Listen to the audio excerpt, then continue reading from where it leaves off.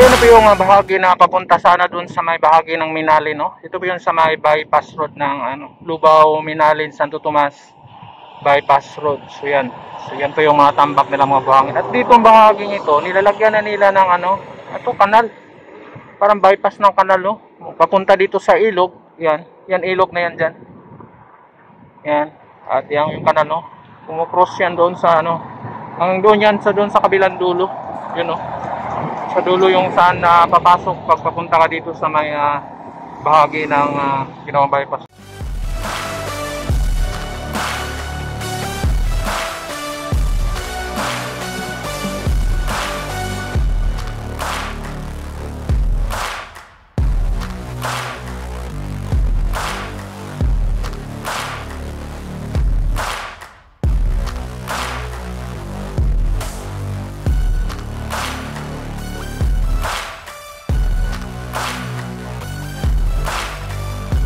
Yung bypass road tatawid yan dito.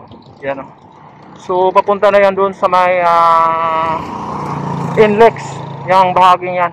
Nakikita natin, So ngayon, mabilis humaba yung mga damo dahil pag ulan-ulan, At makikita natin yan. Ilog yan. Pero para pispan na, ang taas ng tubig.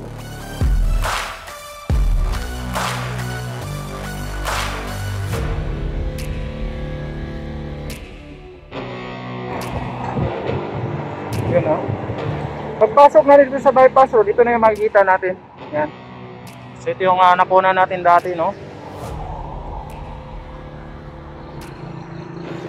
So yun. So dito, ayan, So ito sa gilid, yan mga pispan yan. Mataas yung tubig ng mga pispan dito. So ito yung naka-overlay, nakatambak na nila ng mga graba, tsaka buhangin. Dito.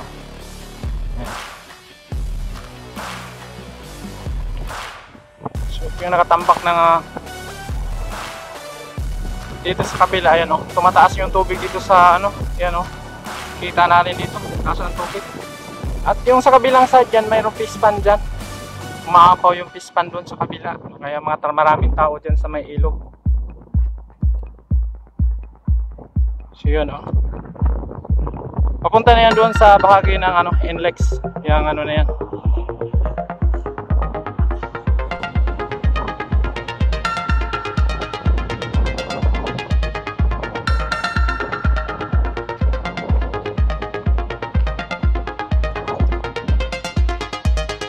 Sino po yung unang dating may nagdi-drilling, So makita natin na medyo ayan, so mataas na yung bahaging doon, kasi tinatambakan na nga nila yan nung habang nagdi-drilling sila. Yung bahagi na yan. So hanggang dito pa rin yung tinatambak nilang mga graba, yan, So hanggang dyan pa lang yan. Yan doon. At yan sa unahan, yan po yung ginagawa nilang tulay. Yan, So dyan pa sila nagdi-drilling nung nakaraan. So kung makita natin dito, kahit malambot itong dinadaanan natin, pero hindi lumulubog yung gulong natin, hindi siya nagdudumi. Kasi hindi siya putik, buhangin. So yan, mga buhangin yung tinatambak nila dito. At kung makita natin yan, kulay itim yung ibang So okay lang kahit malagyan ng tubig to, hindi siya maputik. Hindi kagaya doon sa ibang mga bahagi ng kalsada, pag na kaunting tubig, grabe ang putik. Lalo na yung bahagi doon sa mapaparating ng apalit. Pag nilagyan na ng tubig, grabe. Grabe ang putik doon. So dito, ito, mga buhangin yung nilagay nila dito. So ito na yung bahagi na mayroon silang dinidrilling dito. Makita natin yung mga 3-bar cage. Yan, So yan yung ginagawa nilang drilling, yung mga bore pile dyan. So hanggang dito. At tumakapaw yung pispan dito. Yan, Doon may aso, daming aso. Oh my goodness.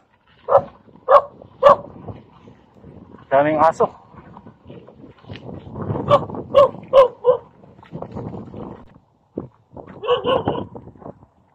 So ganyan kalaki yung mga tubo dito para sa bore pile. Yan. So yan yung nila.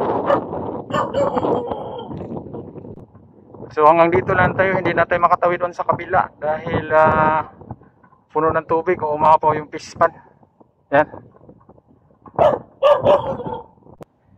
So makikita natin dyan po yung mahaba, mataas na yung bahagi niya, no? So yan po yung tinatambakan nila nung nakaraang nagpunta tayo dito.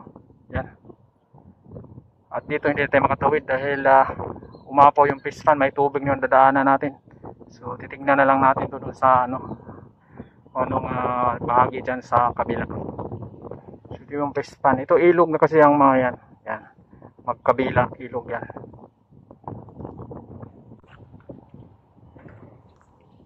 So ito yung hinuhukay nila dito para sa bore pile. Puno na ng tubig. Yan oh. Hindi ko lang alam kung nabuhusan na ba ito. Pero sa tingin ko hindi pa yata ito nabuhusan kasi mayroon pang tube. Yan. At yung isa mukhang may buhos ng semento. So ilang piraso to? 4 itong nakikita natin dito sa kabila, Yan. So ganito kalaki yung mga sheet tube, anong tawag dito, sheet pile. Yan So ganyan kalaki. At yan yung ilalagay nila dito. Ayan kagaya nito. So may tubig na, hindi ko lang alam kung nabuhusan na pala yata to dahil may mga semento na doon sa sa tuktok ng yan At ito yung pispan ang taas ng tubig, umapaw yun dito sa may ilog yan.